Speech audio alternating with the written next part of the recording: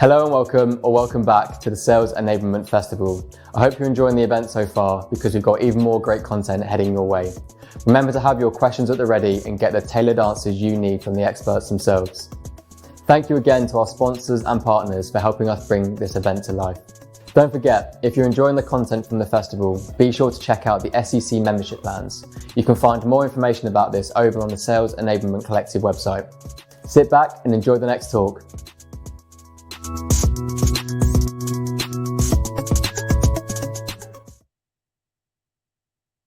Hello there, my name is Nick Saunders, and for the next 10-15 minutes or so, I'd like you to join me on a little bit of a space journey, and at the end of it, hopefully share 3 lessons that I've taken out of the original moon landing and try to apply to enablement. So bear with me as I tell the story. A little bit about myself, just quickly. I started out like most people did, in sales. I, for my sins, became a sales manager and very quickly learned my value that I could create was around how to help people. So I found a way to do that at scale. It's called enablement. Enablement is something that I'm absolutely passionate about, but I believe it's more than just training, or it's more than just helping people be successful. I think it's both a system and a practice. So it's something that we are learning to do better on a continuous basis, but it's also around how do we help other people to do amazing things. So let's start with the space journey. Back in July 1958, there was an organization that was founded that really helped define an era. It defined making the impossible seem possible. And it was really responsible for driving innovation we've never seen before. That organization was NASA. In 1961, John F. Kennedy said these very famous words. He said, "We choose to go to the moon. We choose to go to the moon in this decade and do the other things, not because they're easy, but because they are hard. Because their goal will serve to organize and measure the best of our energies and skills. Because that challenge is one that we're willing to accept, one we are unwilling to postpone, and one which we intend to win, and all the others too." In July 1959, just over 10 years from when NASA was formed, and around 8 years from when JFK's challenge was first put down, Neil Armstrong became the first man to sit on the moon. And he stated these now famous words: "That's one small step for a man, one giant leap for mankind."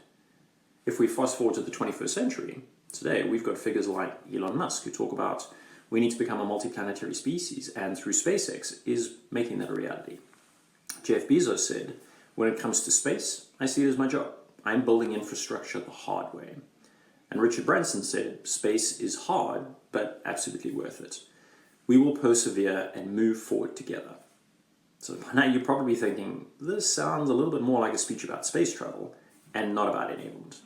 And in some ways you'd be right, I'm a big fan. But my goal isn't to provide you with best practices or even outline a framework or process for enablement.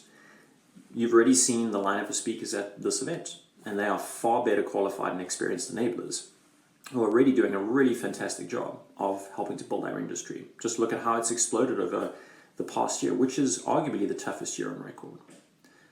My goal with you today is really to share those 3 lessons that I spoke about.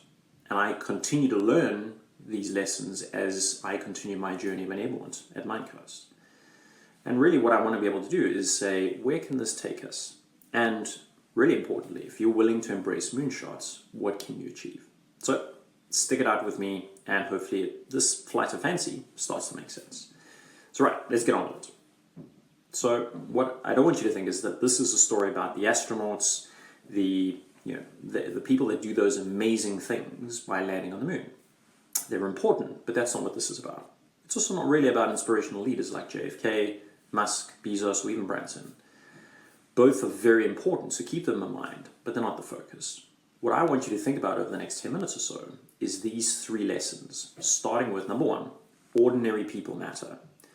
Number 2, hard things are important, but so are the other things. And number 3 is have the courage to be curious. I believe these 3 aspects really help shape the right questions that need to be asked. And those are important because that helps you to fly high and achieve great things in enablement.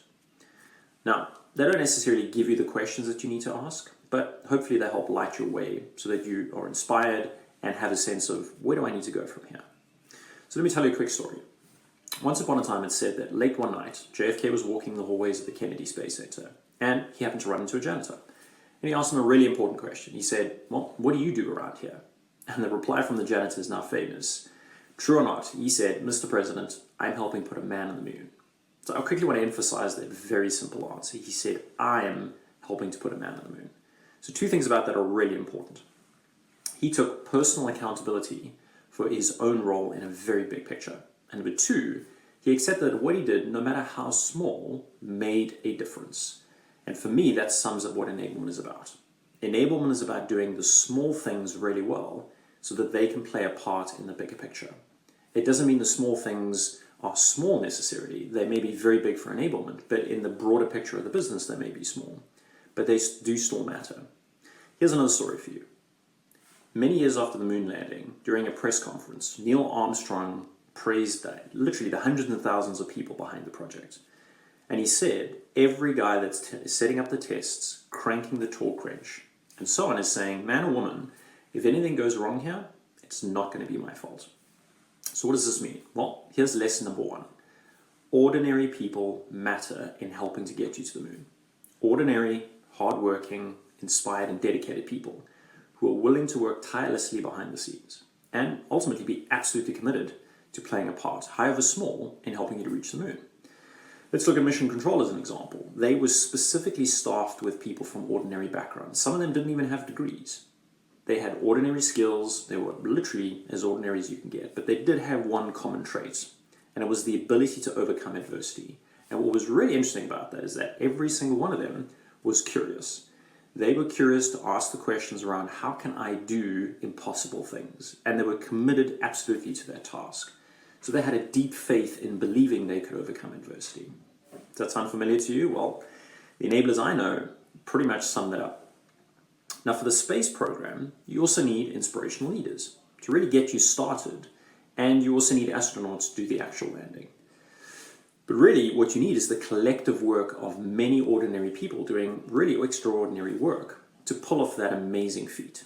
So if you think about any space program, thousands of engineers, specialists, mission control staff, and others who really work tirelessly on that Apollo program to pull it off.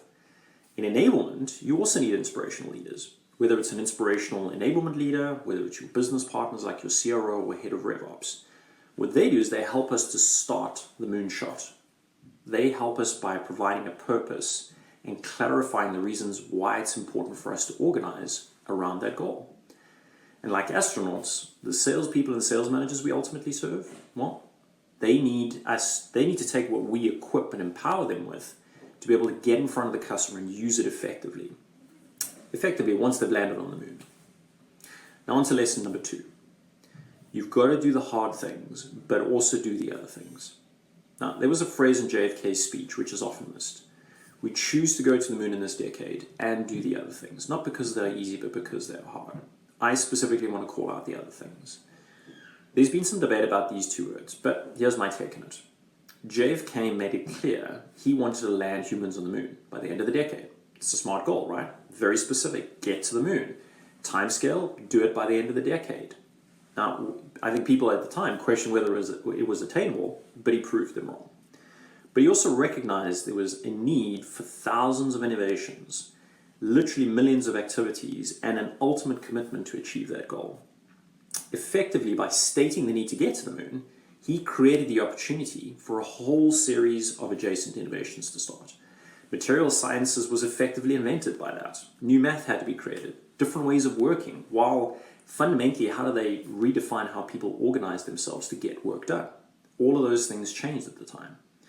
So for me, doing the other things means having a really clear goal in your mind, but knowing that you also need to ask the right questions that help you understand what is needed for that goal. It's not just about blindly going after the goal. Now, at the start of the space race, the leading experts in rocket design at the time had really come from World War II and thought about, well, I need to shoot a rocket in a straight line, and it generally worked pretty effectively. So they used the same mentality.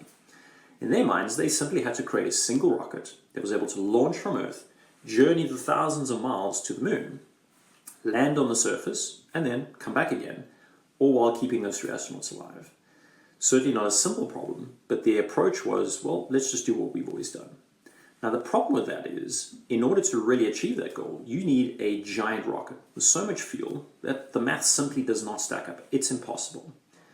It took one individual who really had the tenacity and the courage to speak up and start to ask the right questions to help shift that thinking. And it wasn't easy, but ultimately, what he allowed for is creating the conditions for the moon landing. So he challenged the status quo by asking, well, what would happen if we didn't land the same rocket that we took to the moon, but instead, what if we had three parts? So we had the rocket to get you there, that's important. You need a lander to take the astronaut safely to the surface. And finally, you need a vehicle that can return the astronaut safely to Earth again. So those three things mattered. In enablement, for me, doing the other things like onboarding, skills development, product training, etc., these are all launch pads to help sales be successful. So they play a part, they are critical. But the lesson is don't stay there. Focus on doing the hard things and the other things, but do them together. So focus on the goal. Don't be afraid to ask those questions that redefine the definition of enablement. Just because you started out by building an onboarding program doesn't mean the onboarding program defines enablement. So you build it because you need the launch pad, but getting the rocket into space doesn't just require a launch pad, it requires a whole bunch of other things. So you should always be asking yourself to look beyond, what are those other things? What else do we need to be thinking about? And by setting and choosing bold, audacious goals in enablement, it really creates the opportunity for those adjacent innovations to happen. So if you think about onboarding in a very bold way, what else gets created? If you're thinking about different ways of helping people to learn, what suddenly gets created that you hadn't thought about before? Even the way that you organize yourself as enablement. Yeah, I'll quick share from what we did at Mindcast. Originally, we thought, well, in order to scale in a regional business model, we need to have more people do the same work. Now, during COVID times, like many teams, we were hard hit. And in fact, our team had to shrink, which was a very hard thing for us to do. But what it created was the opportunity for innovation, right? The ability to move from a regional model to a globalized model allowed us to really think about things in a different way, and I think we're better off for it. Now, finally on to my final lesson. Lesson 3 is have the courage to be curious. So what does this mean? Well, in JFK's original moonshot speech, there's a phrase that I found to be a motivating call to action. And he said, this is a breathtaking pace, when he was referring to the innovation that was driving the moonshot. And such a pace cannot help but create new ills as it dispels old. New ignorance, new problems, new dangers. Surely the opening vistas of space promise high costs and hardships, as well as high reward. Now, the past year has been incredibly hard for everyone. There's no discounting that COVID, remote working, and the various hardships that people at a fundamental level have had to endure are really going to define our society going forward. I think enablement as an industry and as a practice has gone through a significant shift.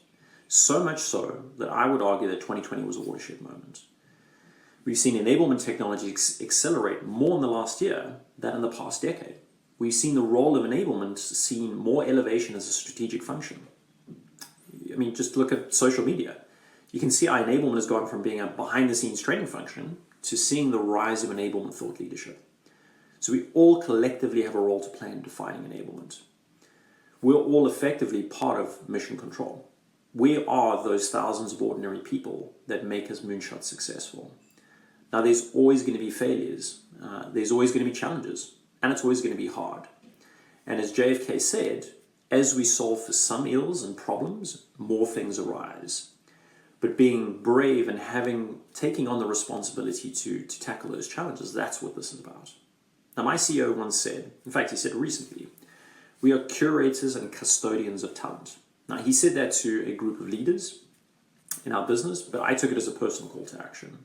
For me, like the mission control of the original Apollo 12 mission, ordinary people committed to doing an extraordinary responsibility, we as enablers need to have the courage to embrace that breathtaking pace of innovation and be brave in asking the right questions to solve the right problems that are going to help our customers, whether they're internal or external.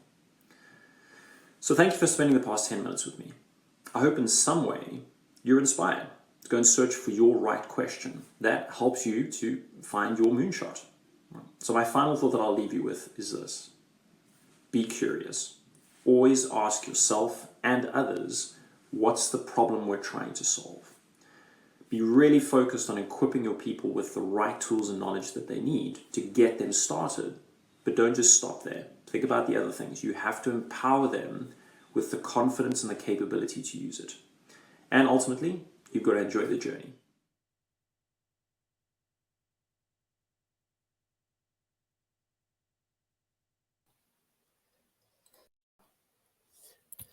Nick, thank you so much for that presentation. That was brilliant. And we will begin with the Q&A. If you'd like to turn your mic and camera back on. There we are. Oh, you're on mute still. There we go. Gotta love technology. Absolutely. So yeah, we do have a few minutes for questions. If anyone does have any questions, please do drop them into the chat, and Nick will be happy to answer them. So the first question is, since sales enablement is fairly new as a specific role, what should companies look for to ensure they have the best talent? So talent's an interesting one for me. I think the reality of talent is that you've got to look at, well, are people inherently equipped with skills, or are skills that something that can be acquired over time? I think it's less about looking for the right talent and looking for things like the right attitude, the right culture fit, and the role I think that enablement plays in what I call talent enablement is very similar to what our CEO said around. We have a responsibility about curating that talent. And I think you've got to find people with the right attitude and mindset. Just like in the original Mission Control, these were ordinary people from ordinary backgrounds. The one difference that really stood out was their ability to overcome adversity. So I think if doesn't matter what the industry is, if you're looking for people who have the mindset to be successful, we can teach them everything they need to know about the product, the service, the solution, the methodology. It's finding the right mindset and culture first. The rest we can take care of. Great answer. So the next question is, what are some innovative moonshots you or other companies have done in the enablement space? That's a great question. I think we're right in the middle where, as a business, we're currently around $500 million worth of revenue. Our plan is in the next 2 years to literally double that to get to $1 billion business. Now, part of that move is fundamentally shifting our business model, which has been traditionally focused on SMB and mid-market, to getting to very large enterprise business. But that requires you to fundamentally think differently about how your business is run, how your message is portrayed. So we've kicked off a project which aptly is called Project Moonshot. And Project Moonshot is designed to say, what is our enterprise buying message? What are the specific messages that enterprise buyers need to engage our sellers so that they can make a decision? So, for us, that's just one example of a moonshot where we're going outside of the box to think. It's not about, here's our product, here's our pitch, which is fine when you're looking at an SMB or a commercial customer. In the enterprise, they don't care about your products. What they care about is how are you going to help me achieve outcomes? So that requires us to do things like change the way that we teach our sellers. It changes the way that we market to our customers at the end of the day. So that's just one example. Just another example really quickly is, I think one of the moonshots that we took as a team recently was, we're a global business. We have enablers in every region and 5 or 6 countries around the world. And in the old model, it was very much around, well, just put people into that region to help support. And we found that as COVID hit, we had to scale that back. And in fact, our team shrunk, but we now have a mandate that allows us to go much broader across the business. And that for me is a moonshot because it requires us to be doing things innovatively, doing things differently, creating things that weren't existing before. And that's helping us challenge ourselves a little bit, but it's also helping us do some really cool and fun things. Nice. So the next question is, what would you say to someone that argues they don't have the bandwidth to take moonshots? That is a great question. It's probably the same question my team poses to me all the time. It's like, well, hey, we're doing so much. How do we take on these moonshots? I would flip that around and say, how do you find the space to get the moonshot, because it'll take care of everything else. So what I mean by that is, just like the moonshot, if you drive and focus on the end goal, there's adjacent innovations that happen. There's adjacent activities that need to be done. I think being able to sit down with your sales leadership, and the hard question you really got to ask yourself is, am I a value-based, or am I adding value to my business, or am I simply just reacting to things? So reactive enablement plays a part, and you always need to have some level of flexibility. But if all you're doing is reacting to what's going on around you, you're never going to have the capacity. And you're always going to be stuck in, hey, you guys do the onboarding, right? I think having the ability and the courage to say, what is the one moonshot? Now, you may not get there today, tomorrow, next week, or even this year, but you've got to make the decision to shoot for the moon, because that helps you create all the right things that builds the foundation and helps you get off the launch pad, as I said. But I think you've really got to be able to ask yourself the question of, and this is, I say this to enablers all the time, if you're in a business that does not see you as a strategic function and simply sees you as an onboarding or a trainer, admittedly, you're probably in the wrong business, unless that's what you want to do. My challenge to my team is always think about what is that next moonshot. You've got to do the things right, but you've also got to be asking the right questions that pushes you to get there. And by doing that, I've certainly seen we've gone from being a very reactive enablement organization to, in fact, we now only do 6 core things. And those 6 core things suddenly add a huge amount of value to our business. So actually doing less, but being hyper-focused on doing it well makes the difference. Nice answer. So the last question to come in is tips on how to manage doing the other things at the same time of putting new enablement solutions together. Yeah, that's an interesting one. I think it starts with knowing what are the right questions to ask. So in other words, you've got to look at all the initiatives that you could do. So you could do onboarding, you could do methodology, you could do playbooks, you could do engagement with marketing. Enablement is about collaboration. Certainly something that I've learned over the last couple of years is that enablement isn't just what the enablement team does.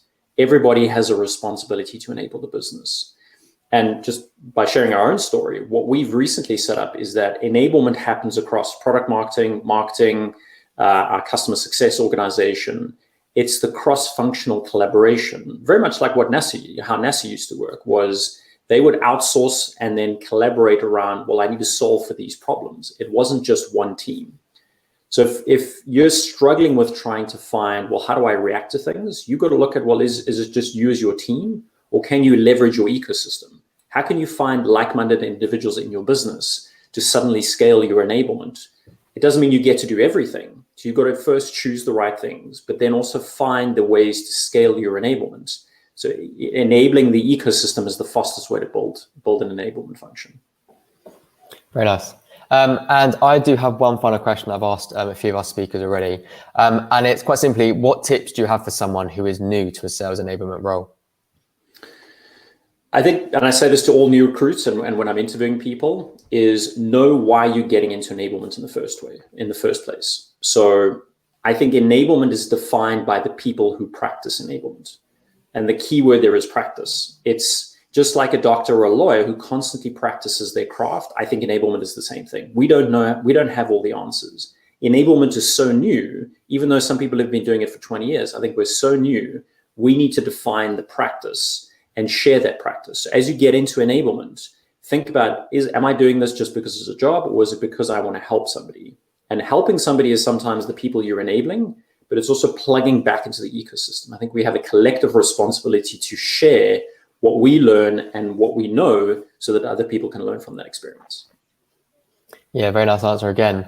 That seems like that's all the questions we have. If anyone does have any more questions, please drop them in. We have like a few more seconds left.